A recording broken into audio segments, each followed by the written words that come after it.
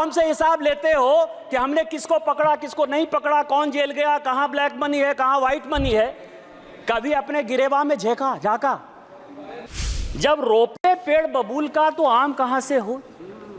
आप जो सीबीआई और इनकम टैक्स की बात करते हो, ये आपकी कारस्तानी है। हमारी सरकार माननीय निर्मला सीतारामन जी के ऊपर केवल वो उसको इंप्लीमेंट करती है। हमने अपने एजेंसी को केवल फ्री छूट दे रखा है। जो भी भ्रष्टाचारी है वो जेल जाएगा, वो किसी कीमत पर नहीं छूटे। जब नाश मनुष्य पर छाता है, पहले विवेक मर जाता है। अस्तित्व संकल्प दोहराता हूं, याचना नहीं अब रन होगा, जीवन या की मरण होगा। फाइनेंस बिल में एक बड़ा अच्छा पार्ट आता है अध्यक्ष महोदया, पीएमएलए का। और इस सदन में जितने लोग बोलते हैं वो इनकम टैक्स के बारे में बोलते हैं, ईडी के बारे में बोलते हैं और सीबीआई के बारे में बोलते हैं। सीबीआई तो खैर अलग संस्था है, लेकिन इनकम टैक्स और ईडी ये दो महत्वपूर्ण है। और इस फाइनेंस बिल में भी ईडी के लिए कई एक चीजें जो है वो बताई गई है। अब आप ये बताइए सर महोदया कि 1988 में मैं जब तोते की लिप सर्विस की बात करता हूं तो बड़ा गुस्सा आता है, तोता तोता कहते हैं। 1988 में ये सदन के जानने लायक चीजें हैं कि राजीव गांधी साहब ने बेनामी ट्रांजैक्शन एक्ट कानून यहां लाया 1988 में, और 88 से वो 2017 पहुंच गया। 30 साल में उसके रूल्स नहीं बन पाए। आप हमसे हिसाब लेते हो कि हमने किसको पकड़ा किसको नहीं पकड़ा, कौन जेल गया, कहां ब्लैक मनी है कहां व्हाइट मनी है। कभी अपने गिरेबान में झांका कि 88 में बेनामी ट्रांजैक्शन एक्ट, और उसके बाद आपकी सरकार रही 91 से 96 तक, 2004 से लेकर 2014 तक। ऐसा भी नहीं कर सकते हो कि हम सरकार में नहीं रहे। आप लागू नहीं कर पाए। आप किसको साथ दे रहे थे, किसको साथ दे रहे थे? दूसरा मैं आपको बताऊं, यह सुप्रीम कोर्ट का आदेश 2012 में दिसंबर के महीने में बेनामी ट्रांजैक्शन एक्ट में संशोधन हुआ। भारतीय जनता पार्टी की तरफ से मैं बोलने के लिए खड़ा हुआ, और उस तरफ से माननीय चिदंबरम साहब थे, बड़े फेमस वित्त मंत्री, उनसे ज्यादा पढ़ा लिखा आदमी तो मैंने जीवन में देखा ही। मैंने बोलते हुए कहा कि आप जो एक्ट लेके आ रहे हो, एक दिन यदि वाइफ हस्बैंड में भी लड़ाई होगी तो उसमें पीएमएलए लग जाएगा, और ये जितना स्ट्रिंजेंट है, जिस भी आधार पर लगा रहे हो, भगवान न करे कि एक दिन आप ही जेल चले जाओ।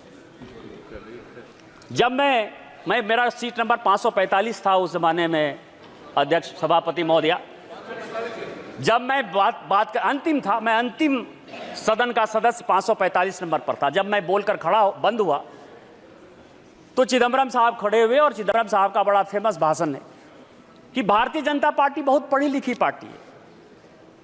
मेरी अपेक्षा यह थी कि पीएमएलए कानून में बोलते हुए भारतीय जनता पार्टी अपने एक विद्वान आदमी को खड़ा करेगी, लेकिन उसने सबसे मूर्ख, बुद्धू और दकियानुसी आदमी को, जो है जिसको पीएमएलए पता ही नहीं है, उसको खड़ा कर दिया। यह सुप्रीम कोर्ट का यह आदेश, और सुप्रीम कोर्ट के आदेश में एफएटीएफ में जो चिदंबरम साहब का 2012 का दिसंबर का स्टेटमेंट है, उसी को कोट करते हुए यह रिपोर्ट आया। जब रोपे पेड़ बबूल का तो आम कहां से हो। इनकम टैक्स में डायरेक्ट टैक्स कोड पर हमारी फाइनेंस की कमेटी, यशवंत सिन्हा चेयरमैन थे, मैं उसका मेंबर था, 5 साल तक हम लोग मेहनत करते रहे कि डायरेक्ट टैक्स कोड को हम लोग बदल देंगे। पीएमएलए में आप स्ट्रिंजेंट कानून लेके आ गए, तो जब लेकर आ गए बिना किसी एक पैसा को खर्च करते हुए, यदि कांग्रेस पार्टी ने आपको 90 करोड़ रुपया दे दिया और आपने जो है यंग इंडिया खरीद लिया, नेशनल हेराल्ड खरीद लिया, 750 करोड़ की संपत्ति बिना किसी पैसे के आपको मिल गई, तो क्या राहुल साहब जो चिदंबरम साहब का कानून है उसमें आप जेल नहीं जाओगे? ये जेल नहीं जाओगे? और मैं तो कोट कर रहा हूं सुप्रीम कोर्ट के आदेश के आधार पर। तो इसीलिए आप जो सीबीआई और इनकम टैक्स की बात करते हो, ये आपकी कारस्तानी है। हमारी सरकार माननीय निर्मला सीतारामन जी के ऊपर केवल वो उसको इंप्लीमेंट करती है। हमने अपने एजेंसी को केवल फ्री छूट दे रखा है। जो भी भ्रष्टाचारी है वो जेल जाएगा, वो किसी कीमत पर नहीं छूटे। माननीय सदस्य कंप्लीट करिए प्लीज।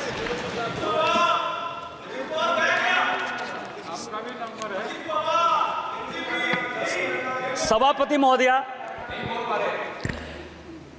महोदया, इस देश के हालात बहुत अच्छे। हम 2047 तक विकसित भारत बनाने की कल्पना में, माननीय प्रधानमंत्री जी यक्ष युधिष्ठिर वार्ता में उस दिन बोलते हुए माननीय राहुल गांधी जी ने कहा कि 6 महारथी थे। 6 महारथी नहीं थे, 9 महारथी थे। 9 महारथी थे और 7 महारथी चक्रव्यूह लड़ रहे थे और 2 महारथी चक्रव्यूह के बाहर जो है 4 लोगों को, पांडवों को रोकने की कोशिश कर रहे थे। उसमें भीम थे, सात्विक थे, नकुल थे और सहदेव थे। और उसी में सात टोटल 9 महारथी थे जो कि अभिमन्यु से लड़ रहे थे और उसमें 7 महारथी ऐसे थे जो चक्रव्यूह में अभिमन्यु को घेरने के लिए बैठे थे और 2 महारथी ऐसे थे जो कि पांडव की सेना उसमें अंदर नहीं जा पाए। पांडव में 4 लोगों को उन्होंने मौका दिया हुआ था। इसका नाम था भीम, सात्विक, नकुल और सहदेव। और जिसकी रक्षा जो है जयद्रथ कर रहे थे उस दरवाजे की, तो उसमें नहीं जाए। इसमें एक महाभारत में दूसरे प्रसंग में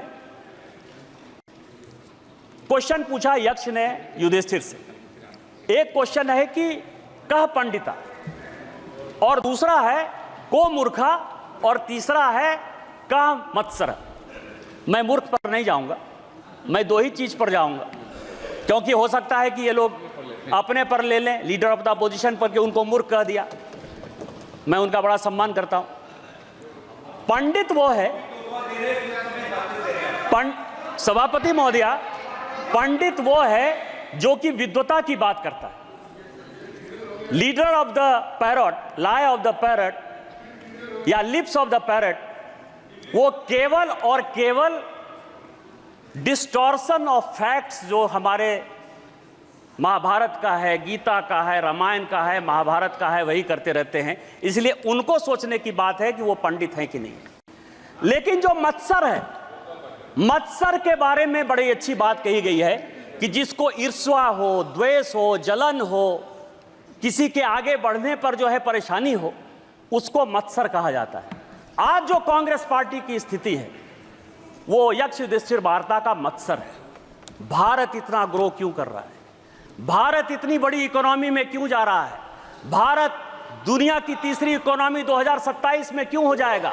और इस कारण से युवाओं को भड़काओ, किसानों को भड़काओ। इसी कारण से जातिगत रिजर्वेशन के आधार पर, जिस रिजर्वेशन के आधार पर आज बांग्लादेश जैसा देश जो है जल रहा है, पाकिस्तान खत्म हो रहा है, श्रीलंका खत्म हो रहा है, लीडर ऑफ द अपोजिशन के नाते जिसकी कोई जिम्मेवारी नहीं। और जिम्मेवारी कैसे होगी सभापति महोदय? जिम्मेवारी नहीं होने के पीछे रीजन है। रीजन ये है कि मैं 3 किताब मैं अभी पढ़कर आया, वो 3 किताब बड़ा इंपॉर्टेंट है। एक किताब अशोक मित्रा ने लिखा, प्रेटलर्स टेल। अशोक मित्रा साहब बंगाल के सबसे लॉन्गेस्ट फाइनेंस मिनिस्टर रहे और इंदिरा जी के वो इकोनॉमिक एडवाइजर। दूसरी किताब नटवर सिंह की है जो कहता है कि 1 लाइफ इज नॉट एनफ। और तीसरी किताब संजय बारू की है, एक्सीडेंटल प्राइम मिनिस्टर। ये 3 किताब है और तीनों आदमी, संजोग से अशोक मित्रा साहब को छोड़ दीजिए तो 2 आदमी तो अभी भी हैं। और किसी को कांग्रेस पार्टी ने जो है आज तक कॉन्ट्राडिक्ट नहीं किया। कॉन्ट्राडिक्ट। और तीनों किताब क्या कहती है कि अमेरिका तय करता था इस देश का वित्त मंत्री कौन हो। संजय बारू कहते हैं कि प्रधानमंत्री मनमोहन सिंह जी ये सरकार नहीं चलाते थे, ये सरकार नेशनल एडवाइजरी काउंसिल की सोनिया गांधी जी चलाती थी। ये मैं नहीं कह रहा, संजय बारू की किताब है, मैं तो केवल किताब को कोट कर रहा हूं। उस तीनों में और मैं कुछ CIA की डिक्लासिफाइड फाइल्स लेकर आया। ये CIA की डिक्लासिफाइड फाइल्स है। ये फाइल ये कहती है कि कांग्रेस पार्टी के सभी लोग सोवियत रूस से बिके हुए थे। वो पैसा लेते थे, पैसा लेकर वो जो है देश की पॉलिसी बनाते थे, देश का कैसे नुकसान हो वही काम करते थे। ये डिक्लासिफाइड फाइल कहती है। ये तीनों किताब को यदि आप देखेंगे, चाहे वो अशोक मित्रा की हो, चाहे संजय बारू की हो और नटवर सिंह की हो, ये कांग्रेस पार्टी इस देश को बदनाम करना चाहती है, बर्बाद करना चाहती है, ऐसा सिचुएशन पैदा करना चाहती है कि प्रधानमंत्री मोदी जी के खिलाफ पूरा माहौल बने, इस देश के खिलाफ पूरा माहौल बने, लेकिन वो हम होने नहीं देंगे। ये देश के तीसरे बार प्रधानमंत्री बनने वाले दूसरे लोग हैं। और मैं आपको रामधारी सिंह दिनकर की कविता से खत्म करता हूं कि उन्होंने कहा कि जब नाश मनुष्य पर छाता है, पहले विवेक मर जाता है। अस्तित्व संकल्प दोहराता हूं, याचना नहीं अब रन होगा, जीवन या की मरण होगा। इस देश को बनाने के लिए कोई भी कुर्बानी देनी पड़ेगी, हम कुर्बानी देंगे। हम वित्त मंत्री द्वारा इस फाइनेंस बिल का समर्थन करते हैं और पूरे सदन से आग्रह करते हैं कि उस बिल को पास करें। इन्हीं शब्दों के साथ जय हिंद जय भारत। श्रेष्ठ भारत पर खबरों से जुड़े रहने के लिए चैनल को सब्सक्राइब और लाइक करें, बेल आइकन दबाएं और देखते रहें श्रेष्ठ भारत।